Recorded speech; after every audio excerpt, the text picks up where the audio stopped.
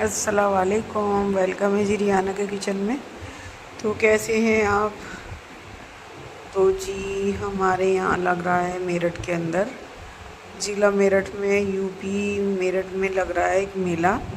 उसको कहते हैं नौचंदी का मेला। तो मैं आ गई थी वहाँ पर। तो अभी तो इतना ज़्यादा मेला नहीं लगा था, लेकिन यहाँ पे एक अल्लाह के वली की दरगाह है जो उनका नाम है बाले मियाँ साहब। तो मैं वहाँ सलाम करने भी आ गई थी कि सरकार को सलाम भी कर लेती हूँ। मैं वली अल्लाह को बहुत मानती हूँ। तो ये दरगाह शरीफ है जी। और फिर आ गई थी मैं घर। तो मेरे यहाँ आए हुए थे कुछ मेहमान, मेरे फैमिली के, यानी कि मेरे जेठ की बेटियाँ। तो गप सप हो रही थी, कुछ हंसी मजाक हो रही थी। काफ़ी दिन के बाद में मिलाप हो रहा था। तो वो मजाक कर रही थी मेरे से, मैं उनसे कर रही थी। तो बस फिर वो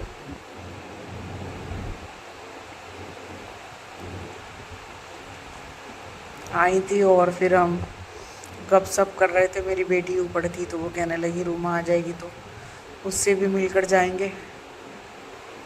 तो मैंने कहा भाई वेट कर लो, और पहली बात तो खाना वगैरह खा के जाना। वो कहने लगी नहीं खाना तो नहीं खाएंगे, बस अभी जाएंगे। तो मैंने कहा अच्छा तो कोल्ड ड्रिंक मंगा देते हैं। फिर हमने ठंडा वंडा कर दिया कुछ हल्का फुल्का सा। मैंने कहा चलो। तो कभी कोई आ रहा जा रहा है, इस वजह से कि मैं काफ़ी दिनों के बाद आई हूँ। तो वो चले गए थे। अब मैं लग गई थी अपने काम वाम में घर के। तो होता क्या है, हेल्पर काम तो करती है लेकिन उसके साथ में लगना पड़ता है। वो जो हम जैसा हम चाहते हैं वो इस तरह का नहीं करती। बस ये हेल्पर तो होती ही ऐसी हैं कि बस अगर इनसे कहो यहाँ से डस्ट हो रही है, यहाँ से साफ़ कर दो, ये है वो है, तो ये फिर काम छोड़ने की वही धोस वगैरह देती हैं। तो ये इनके साथ में तो लगना पड़ता है। तो मेरे हस्बैंड कहते हैं कि ना होने से तो सही है, ये जो भी हो करा लो, फिर खुद भी हाथ मार लेना कुछ। तो मैं भी हेल्पर के पीछे पीछे लगी रहती हूँ, जहाँ से वो नहीं साफ़ करती तो मैं साफ़ कर देती हूँ, क्या किया जाए। तो यहाँ पर भी यही हाल है हेल्परों का। और उत्तराखंड में हरिद्वार में रहते थे हम, वहाँ भी यही हाल था। वहाँ भी उनके पीछे ही लगना पड़ता है। तो हाथ का काम तो सिर्फ अपने आप ही होता है, लेकिन क्या करें, मैं अकेली हूँ, इतनी हिम्मत ताकत भी नहीं है, तबीयत भी ख़राब रहती है। तबीयत का इशू ना हो तो कर भी लो, फिर घर का काम भी है, खाना वगैरह बनाना, कपड़े वगैरह धोना, जो डस्ट वो नहीं साफ़ करती वो भी साफ़ करना पड़ता है। तो बस मैंने जब से मैं आई हुई हूँ, ये समझिए कि 15-17 दिन हो गए, और मैं अपने घर में लगी पड़ी हूँ बिल्कुल। तो ये करना वो करना, यहाँ पे हाथ मारना, वहाँ पे हाथ मारना। तो उससे तो अगर बेडशीट को भी क्या होना, तो बेडशीट भी सही करके नहीं डालती, फिर खुद ही अपना हाथ से करना पड़ता। तो देखिए जी, ये तो हो गया घर का काम। और ये घर का काम तो ज़िंदगी के साथ ही लगा हुआ है। जब तक ज़िंदगी है तो ये घर का काम जाने वाला कहीं नहीं है। और मेरे घर में काम करने वाला भी कोई नहीं है कि हाँ मैं नहीं करूँ तो कोई और कर ले। मेरी बेटी है तो वो, उस पर भी काम वाम नहीं आता, बस हल्का फुल्का चाय वगैरह बना लेती है। तो फिर घर का काम तो मुझे ही करना पड़ता। थोड़ी सी देर को लेटी, फिर कोई काम याद आ गया, फिर मैंने कहा चलो कर लेते हैं काम, फिर खाना भी बनाना है। तो जी मैं आज खाने में बना रही हूँ मटन। तो मैं मटन कोरमा तो नहीं बना रही, लेकिन हाँ मटन कढ़ाई बनाऊँगी। तो ये मैंने रोटियां बनाई थी, और रोटी बना के मैसी मैसी से मेरा किचन हो रहा था। तो मैंने कहा चलो अब तो खुद ही साफ़ करना पड़ेगा। खाना तो उसके बाद में ही बनता है जब वो हेल्पर आ जाती है। तो देखिए जी, गर्मी काफ़ी हो रही थी, इतनी गर्मी हो रही थी कि 2 दिन से तो बिल्कुल चैन नहीं पड़ रही थी। और मेरे हस्बैंड बैठक में बैठे थे, लोग आ जाते, मेरे उनके भाई वगैरह आ जाते, तो बस इतनी जल्दी से उठ के आ गए वो भी, नहीं तो रात को 1 बज जाता है। जो बैठे रहते हैं, लेकिन इतनी जल्दी उठ के आ गए, कहने लगे बहुत गर्मी हो रही और बर्दाश्त नहीं है। तो जी बैठक में तो एसी वगैरह नहीं है और गर्मी तावा तोड़ हो गई थी। कल मैं नहा कर गई थी नौचंदी के मेले में और नहा कर गई तो वहाँ पर मुझे इतनी गर्मी लगी कि मैं आने के बाद में बनाती खाना, लेकिन खाना आ गया था मेरे देवर के घर से। तो बस फिर मैंने कुछ नहीं किया, फिर मैं नहाई और नहा के मैंने नमाज़ पढ़ी मगरिब की।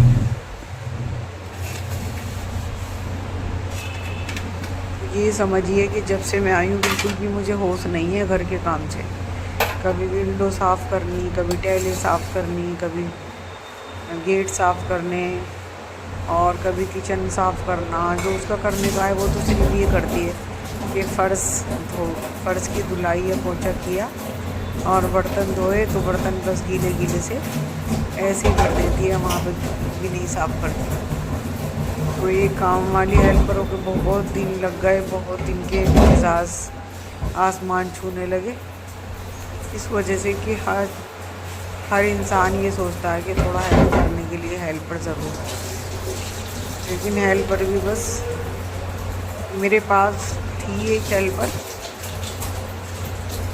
इतनी अच्छी हेल्पर थी कि खाना बनाना उसके काम में शामिल नहीं था। लेकिन वो ऐसी थी कि हाथ में से छीन के कहती थी कि बाजी लाओ रोटी भी मैं बना दूँ। तो मैं मना करती थी, नहीं यास्मीन रोटी रहने दो।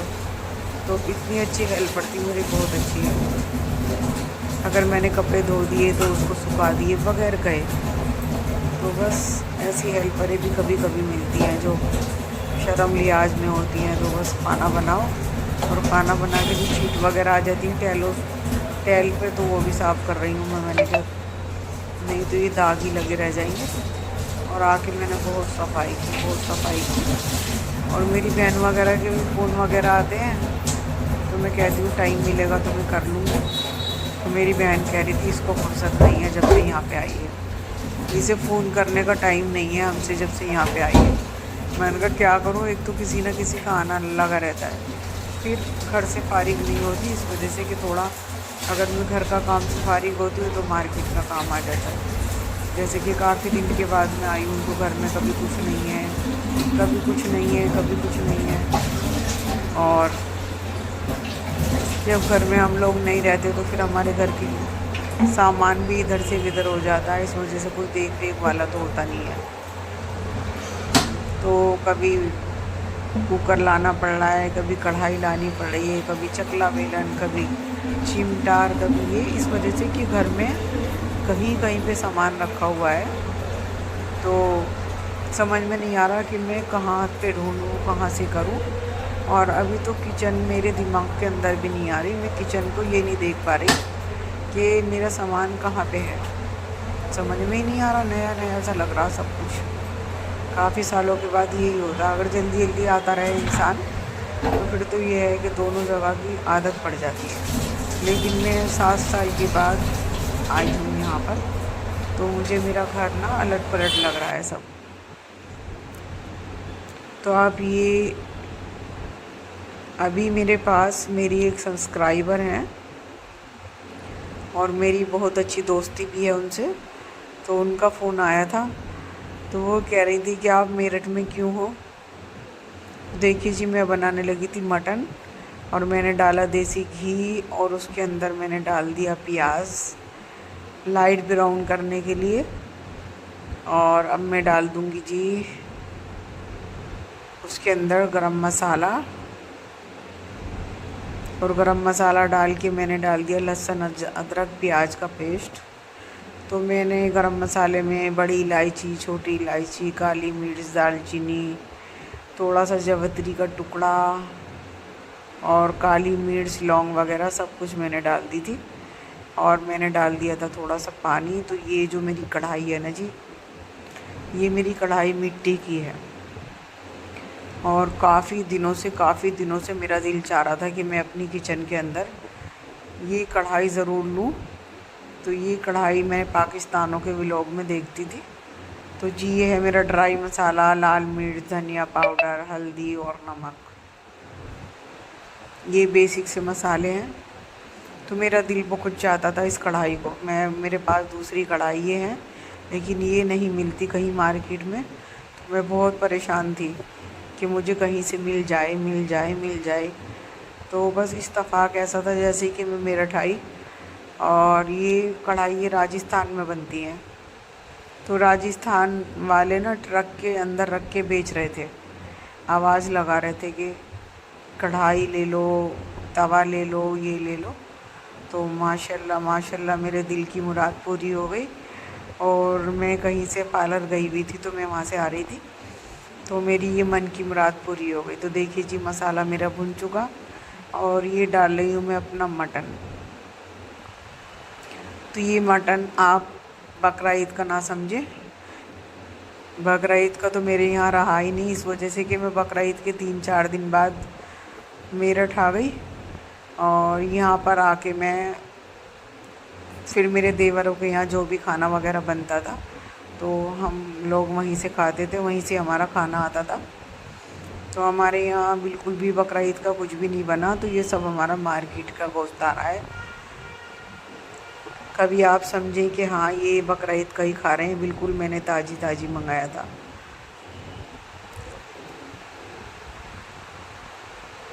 तो ये मैं इसको कवर करके रख दूँगी और खुले बर्तन में देर से तो गलता है, लेकिन मुझे कुकर में पसंद नहीं आता, लेकिन बना लेती हूँ कभी कभी जल्दी की वजह से।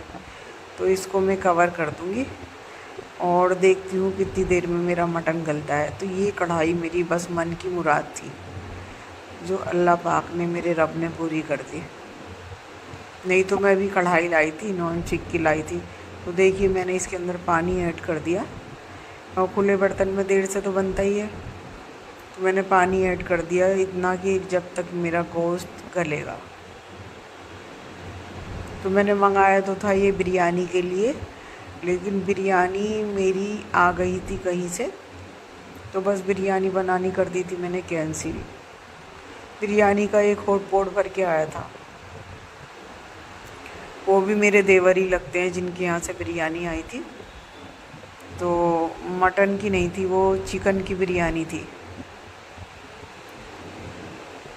तो खाना तो बस मेरे देवरों के यहाँ से काफ़ी आ गया था। तो आज मैं बना रही हूँ मटन। तो ये मटन मेरा भुन चुका था और देखिए कितना अच्छा मेरा मटन भुना था।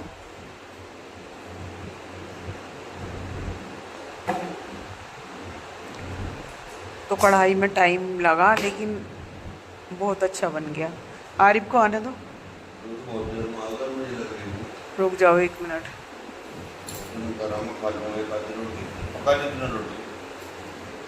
जब भी पका ली थी, इस पे रख दो सोफे पे।